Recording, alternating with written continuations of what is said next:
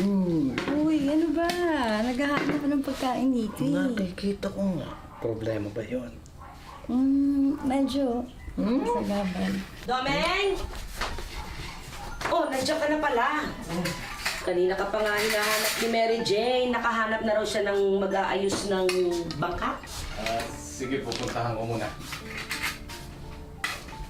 Rosel, pag natapos ka dyan, puntahan mo na lang kami at tulungan mo kami dun sa pag-aayos ng basahan, ha?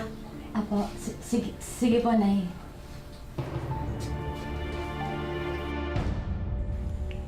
Ika nga nila, ang lahat daw ng sobra, masama. Totoo ito para kay Nene na sa sobrang kabutihang loob at pagkamatiisin, naabuso na raw ng iba. Likas ba siyang martir o may hangganan din ang kabaitan niya? Magandang hapon po mga kapuso. Ako po si Vicky Morales at ito ang Wish Ko Lang. Ano ka ba naman, Joseph? Para kang babae kong humila. Ito ba namang edad kong ito? Ako pa ang pinapahirapan mo. Opo, Tay. Ilang beses ko bang sasabihin sa iyo, hindi kita anak.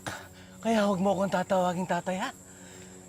Domeng, ano ka ba? Di ka naman inaano ng bata, sinasaktan mo. Bata? Hindi na ito bata, matigas na ang buto nito. Ampun-ampun ka, batugan pa. Nak, umuwi ka na lang para hindi ka na Hoy! masaktan. Hoy! Saan ka pupunta? Ha? Ikaw ang mag-aayos nitong bangka. Ako ang aalis. At saan ka pupunta? At kailan naman ako nagsabi sa'yo kung saan ako pupunta? Mag-usap nga kayong tong ampun mo. Parehas kayong mahirap kausap. Alam niyo na po kung saan pupunta. Nakabenta na kami, kaya... Nay, sabi po ni Ate Jen, mayaman daw po tayo dati. Hindi naman mayaman. Nakakaginhawa lang. Kasi noon may trabaho ako sa pabrika. Tapos malakas ang kita ng tatay niyo sa pangingisda.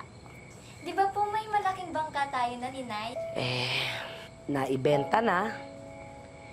Kasi nabaon tayo sa utang.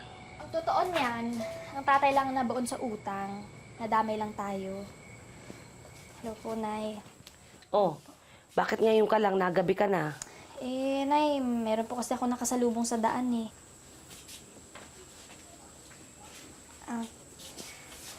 Nay, si Rosel po, classmate ko dati. Magandang gabi po. Nay, okay lang po ba na dito muna siya? Kasi pinalaya siya sa kanila eh. Pinalayas? Opo. Bakit? Okay lang. Hindi mo kailangan sabihin ngayon kung hindi ka pa handa. Sabihin mo na lang pag komportable ka na, ha? So, Nay, ibig sabihin po ba na pwede na siya dito? Kaibigan mo siya, di ba? Makakatangi ba ako?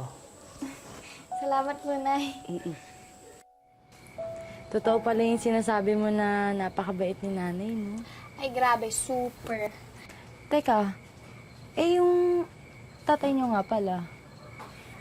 Kung gaano kami kaswerte sa nanay namin, gano'n naman kami kamalas sa tatay namin. Bakit naman? Swerte ng araw ngayon. Mapera ako. Ano ba ito dito? Bilaw na tayo. Okay ka na kami. Ha? Uy, Domeng! Oh! Sino ka? Hayop ka? 2 buwan mo ako yung binahay tapos hindi mo na ako kilala? 2 buwan pala yun eh. Di matagal na. Ibig sabihin, pinagsawaan na kita. Pang ginagawa mo rito? Lisa. Hayop ka? Walang niya ka talaga? Ha? Hayop ka? Niya ka.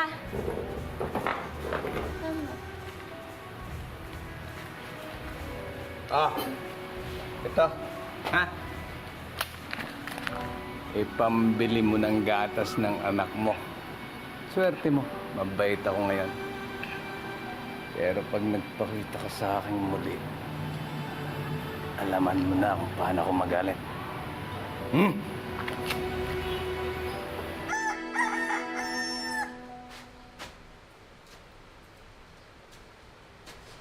Tumabay nga kayo siya. Ulit!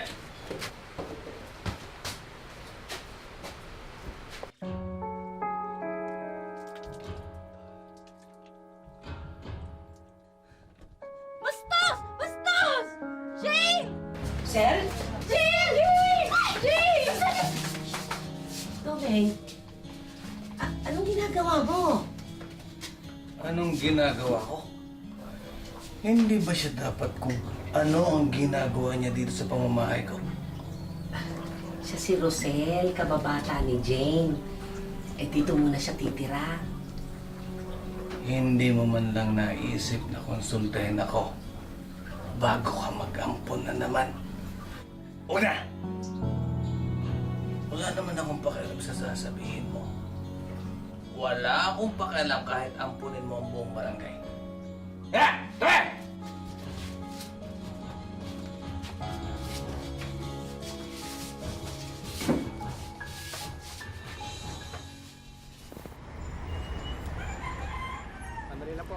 Salamat. Nay, Oh, nasaan si Rosel? Sabi niya daw kasi masama daw yung pakiramdam niya. Kaya yun, iniwan na lang po namin. Ha? Eto Mary Jane. Ito yung pambayad natin. Diyan sa mga telang yan. May darating pa. Hintayin nyo yung pipirma daw ng resibo, Kulang pa tong mga ito. Pagkatapos ito, iuwi nyo na. Aalis muna ako. Titignan ko muna si Rosel at kawawa naman yung bata. Mag-iingat kayo yung kapatid nyo, Titignan mo. Teka, Nay. Bakit? Ano ka ba, malaki na si Rosel? Kayang-kaya niya na yung sarili niya. Alam ko naman yun. Pero wag niyong kalilimutan. Sa atin siya nakatira. Kaya responsibilidad ko ang batang yon. Titignan ko muna siya. Sige na, kaya nyo na ito. sige po, Nay. Yung mga kapatid nyo, ha? Rosel? Rosel? Rosel, nak? Masama...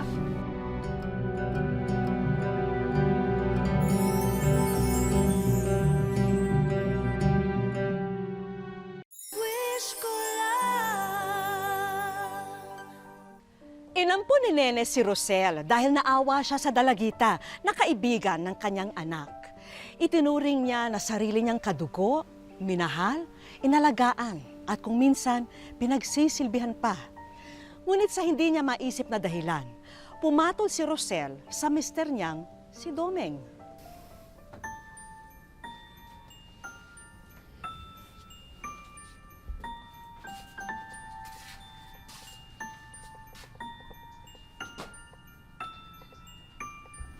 Kahit kailan, istorbo ka talaga.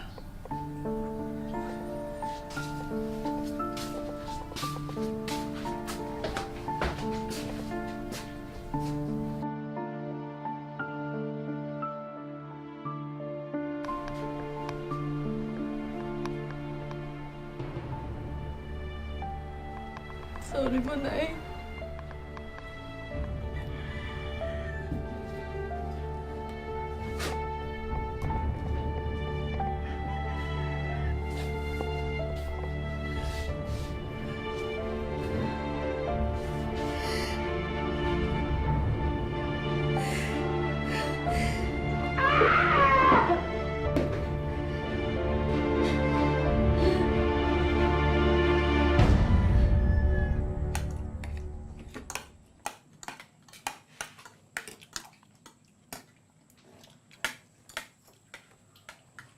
Rosel, okay ka lang ba?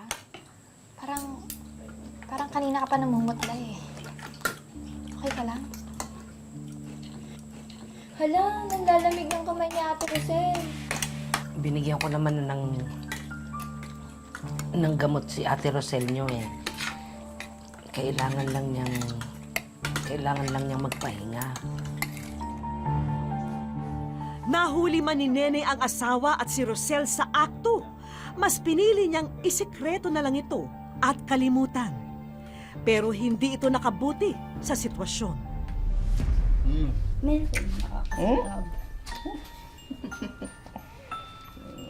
Domeng! nandiyan ka na pala. Kanina ka pa nga hinahanap ni Mary Jane. Nakahanap na raw siya ng mag-aayos ng bangka. Sige, pupuntahan ko muna.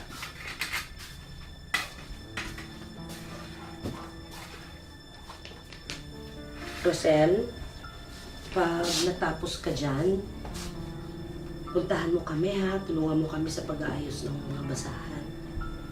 Sige po, Nay. Rosel, kung talagang nanay ang turing mo sa akin, itigil mo na ang pakikipagrelasyon kay Doming. Hindi mo siya kilala. Sisirain lang niya ang buhay mo. Eh, kaya niyo lang naman sinasabi yan eh. Kasi alam niyo ako yung mahal ni Doming eh. Alam mo, Rosel, maniwala ka man o hindi, anak ang turing ko sa'yo. Hindi lang ikaw ang una niyang pinaasa, marami kayo. Tayo! Ayoko lang masaktan kang kagaya ko. Hindi tayo magkakagaya. Magkaiba tayo. Hindi ko kailangan ng pag-aalala mo, nanay.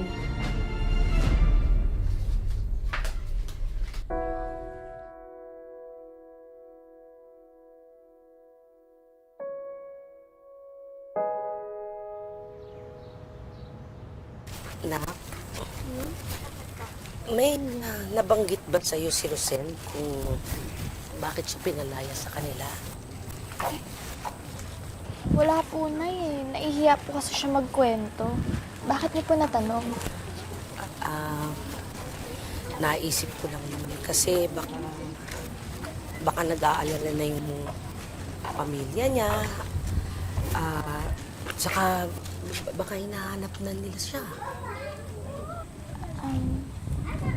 Ang alam ko po kasi, Nay, pinalayas po siya. So, bakit naman po mag-aalala yung mga magulang niya? Ate naman, kung si nanay nga nag-aalala para kay Ate Rosel eh. Paano pintuin niyang pamilya? Nak, gusto ko lang naman kasi sanang ipaalam na nasa mabuti naman siyang kalagayan. Sige po, Nay. Aalamin ko na lang po kung saan yung bahay nila, ha?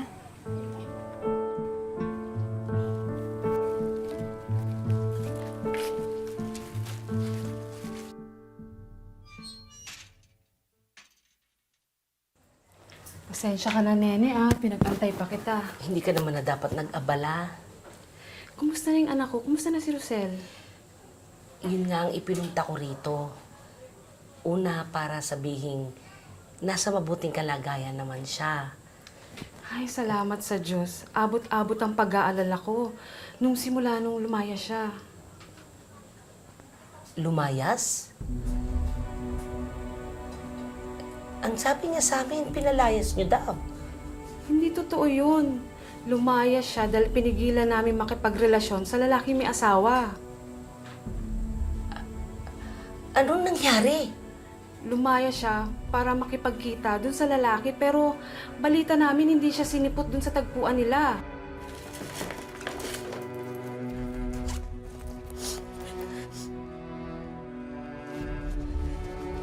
Yung pera nating pampuhunan. Nawawala yung pera nating pampuhunan.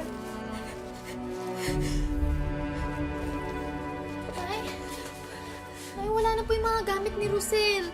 Nay, bakit po naglayas siya? Bakit, Nay? Nay, bakit po? Si Rosel at ang tatay niyo na.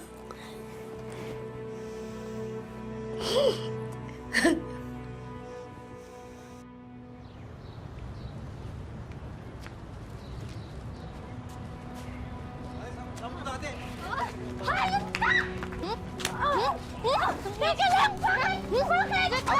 Alam di mo! Walang yan! Nasisihin pamilya namin sa atin! Tama na, sabi ate! Hayop na! Pumatay ka na!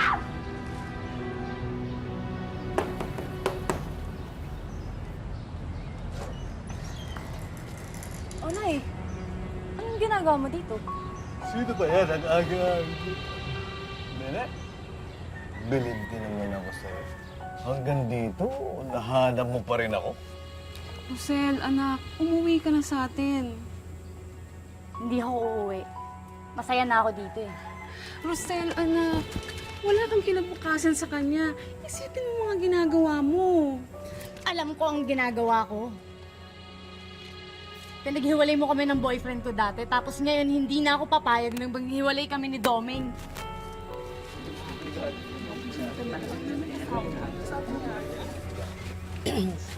Talaga bang dito tayo mag-uusap o papasok tayo sa loob? Ano pa ba naman ang dapat pag-usapan? Umalis na lang kayo para walang gulo. Okay? Pag hindi kayo naghiwalay, ididimanda ko kayo ng adultery. Eh mas gugustuhin ko pang makita kayong nakukulong kesa magsama kayong dalawa. Matapang ka na ngayon, ha? Eh di sige, panalo ka. Oh, ayoko na sa'yo, sumama ka na lang sa nanay mo. Nagbibiro ka lang, di ba? Hindi, seryoso ako. Iiwan na naman talaga kita. Nagsasawa na ako sa'yo. Napabilis lang dahil dito. Kaya, sumama ka na dyan. Walang hiya kang kapal ng mukha mo, ha? Binigay ko sa'yo lahat! Tapos ginawa mo ako ganito! Yun na nga eh. Binigay mo na sa akin lahat. Wala na! Kaya dyan ka na lang. Sumama ka na. Ayoko na sa'yo. Ha? Okay.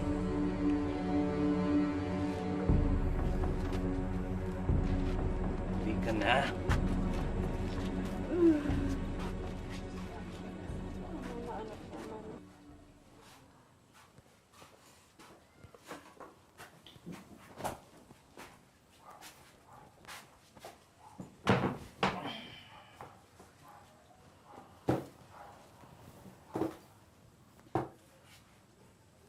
Timplay niyo nga ang kape.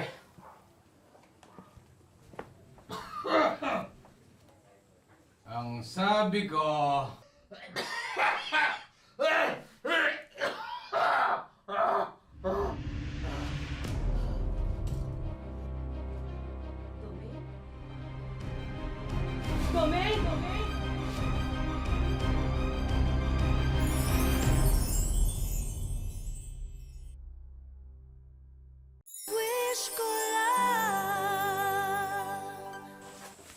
Na-ospital si Domeng at doon nila nabatid na may sakit pala siya sa baga at sa puso.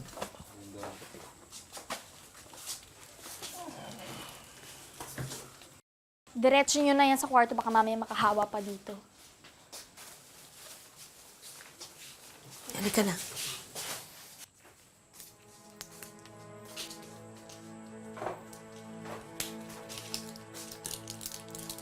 Anak, salamat ha. Hindi nyo naman kailangan po magpasalamat sa akin, Nay. Dahil matagal na pong patay yung tatay ko para sa akin. Nandiyan na po yan, Nay. Wala na po akong magagawa. Maliligo lang po ako tapos aalis na ako. Saan ka pupunta? Maghahanap po ako ng pwede kong paghiraman ng puhunan. Dahil lahat ng pera natin ubos sa ospital. Gamot niya.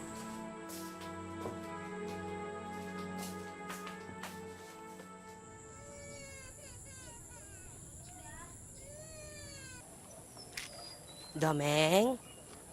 Domeng, oras na para uminom ka ng gamot. Oh, kunin mo. Isa lang ha. Sige na. Maganda daw sa taong may sakit sa baga ang hangin ng dagat. Kaya nga kita dinala dito eh.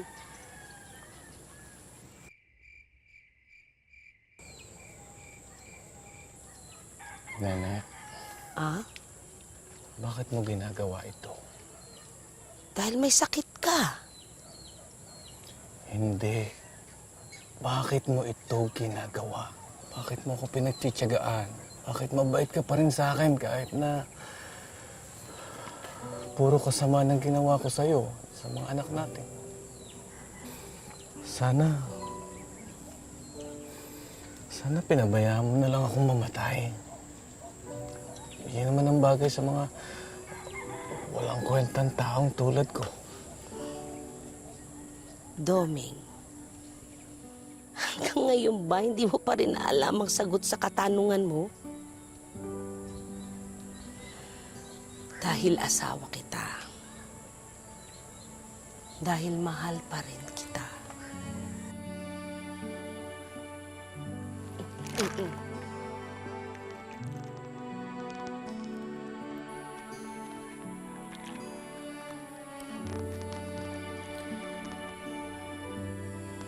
Nene, patawarin mo ako ha.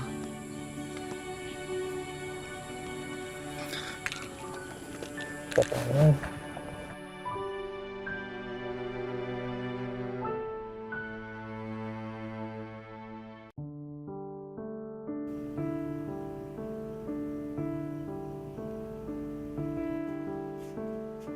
Ang tunay na nagmamahal, umuunawa, magpapatawad, at lalo pang nagmamahal. Napatunayan ito ni Nene sa nagdaang kabanata ng kanyang buhay may asawa. Mahabang pisi ng pasensya ang kanyang naging sandata upang magdugtungan pa ang pagsasama nila ng mister na si Doming. Magulo po ang isip, tapos hindi ka makatulog, iniisip mo lahat ng ano. Namayat nga po ako ng husto noon dahil nga po sa kaiisip na ganun, na bakit niya nagawa sa akin.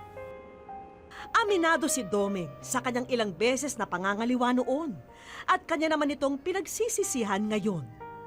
Ako po, pinagsisihan ko na po yun.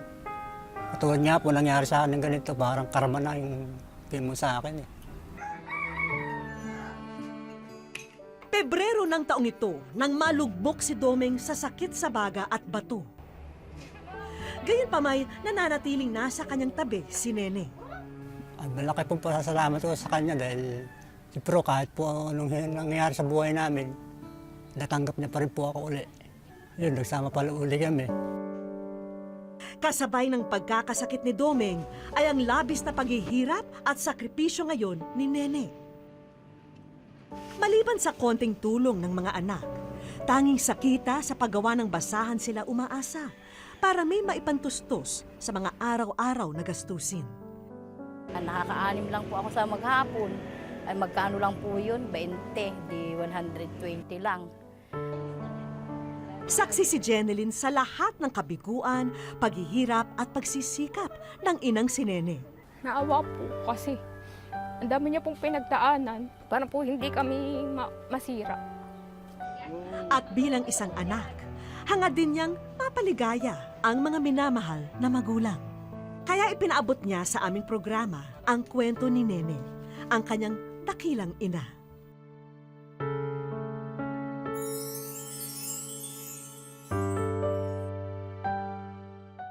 Sa aming pagbabalik, Wish ko lang.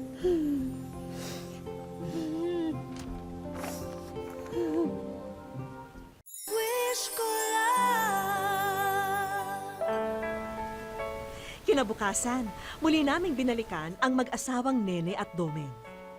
At gaya ng nakagawian, abala si Nene sa pagsalansan ng nagawang mga doormat.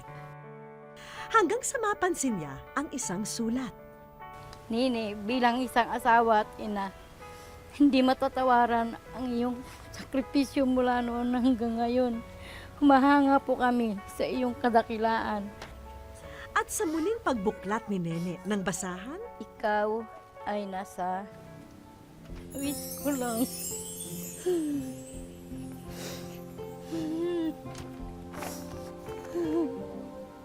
Hindi ko po akalain na makakarating po kami sa isang wish ko lang. Hindi ko pinaasahan. Dito po sa sulat ko, mapapasaya ko po sila tsaka matutunan. Masalamat kasi pinalakan mo kaming mabuting bata. Naging matatag ka para sa pamilya. Mahal na mahal ko kayo ni Papa, kaya ko nagawa.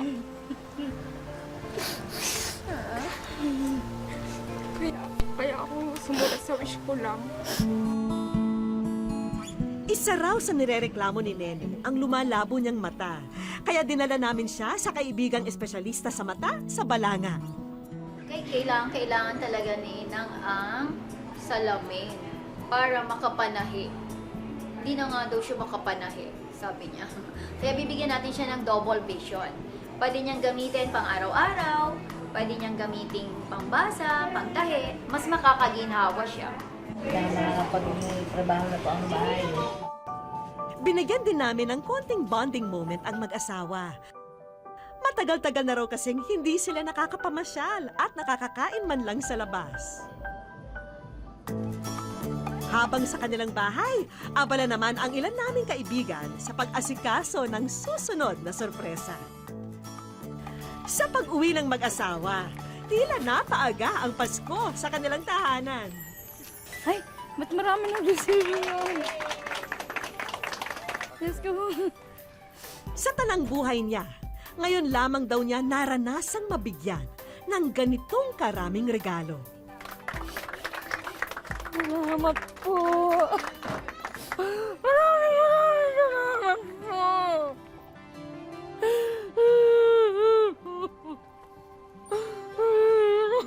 Salamat po sa inyo lahat. Lalong-lalo. Alis po. Maraming salamat po. Ate Ne, ang Rotary Club of Mariveles Eco Zone po ay naghandog sa inyo ng pangkabuhayan showcase, ang Sari-Sari Store. Sa haba po ng aking paghihirap, ngayon ko lang po ito